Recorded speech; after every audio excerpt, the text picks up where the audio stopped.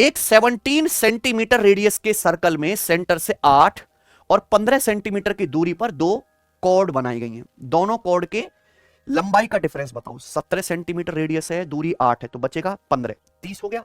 दूसरा बचेगा 16, 30 16 का डिफरेंस 14। सारा खेल राइट एंगल ट्राइंगल का है, ट्रिपलेट का है। नहीं समझोगे मैं आपको समझाता हूं कि मान लीजिए जैसे सर्कल है और ये हो गया सर्कल का सेंटर। सचिन ये करना नहीं है कुछ भी, समझाना अलग बात है, करना अलग बात है। सर्कल की रेडियस है 17। अब दो कॉर्ड है, एक सेंटर से 8 सेंटीमीटर की दूरी पर ये वाली और एक सेंटर से 15 सेंटीमीटर की दूरी पर, है ना। तो इसकी सेंटर से दूरी कितनी है 8, इसकी सेंटर से वाली दूरी कितनी है 15 दूरी है। अब आप खुद बताओ भाई कि यहां पे अगर ये रेडियस 17 है, कितनी है, तो 90 के सामने 17 8 तो क्या 15 नहीं आ जाएगा, तो ये भी कितना आ जाएगा सचिन 15। ऐसे आपको सोचना चाहिए कि ये रेडियस कितनी है 17, ये 90 डिग्री है, तो 90 के सामने 17 15 8 ट्रिपलेट होता है, ये भी 8 ये भी 8, बाइसेक्ट करेगा ना आधा आधा, तो एक जीवा की लंबाई आएगी 15 का डबल, एक की आएगी 8 का डबल, है ना। यानी कि 30 और 16 जीवा की लंबाई, उनका डिफरेंस पूछा कितना है 14। कोई दिक्कत, समझ में आ गया ना। पर ये कुछ भी करने की जरूरत पेपर में नहीं थी, ये आपको सीधा कैसे करना था, दिमाग में करना था, ऑब्जर्वेशन। ठीक है बच्चों, बताइए अगला सवाल। सवाल नंबर आपके सामने है 14। भाई ये ठीक ठाक लग रहा है थोड़ा सा सचिन है। A futuristic satellite network has two clusters. Cluster A has 20 satellite with average signal strength 80 unit. Cluster B has 30 satellite with average signal strength 100 unit.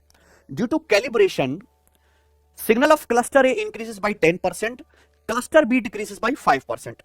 Find the new combined mean signal strength. नया संयुक्त औसत signal शक्ति क्या है। भाई साहब देखो, satellite हम आसमान में लॉन्च करते हैं, क्या क्या हमें उनका सिग्नल भेजना, तो सैटेलाइट के ग्रुप्स बने हुए हैं ना, क्लस्टर बने हुए हैं, क्लस्टर ए और बी, यही सचिन। क्लस्टर ए में 20 सैटेलाइट हैं और 20 सैटेलाइट जो सिग्नल भेज रहे हैं, उस सिग्नल की स्ट्रेंथ कितनी है 80 यूनिट है, ठीक बच्चों 80 है। और यहां पे जो क्लस्टर बी बना हुआ है उसमें कितनी सैटेलाइट है 30, इनसे जो सिग्नल आ रहा है उसकी स्ट्रेंथ कितनी है 100 यूनिट।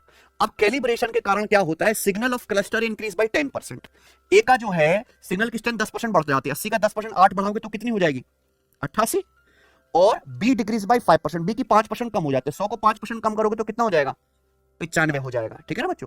तो आपसे पूछा है कंबाइंड मीन सिग्नल स्ट्रेंथ दोनों का, है ना, क्लस्टर ए और बी के सिग्नल का मिलाकर मीन स्ट्रेंथ क्या है, ये ना कंबाइंड मीन स्ट्रेंथ, बीच में प्लस यानी कि क्या लगेगा सचिन डेविएशन। भाई जो भी आंसर आएगा पहली बात तो 88 और 95 के बीच का आएगा, ये आंसर तो होगा नहीं, ये भी पॉसिबल नहीं है, ठीक है ना। अगर मान लो बराबर बराबर होते, अगर ये बराबर बराबर होते तो आंसर आ जाता फिर आपका 91.5, लेकिन बी के जो है सैटेलाइट ज्यादा है तो ये आंसर बनना चाहिए।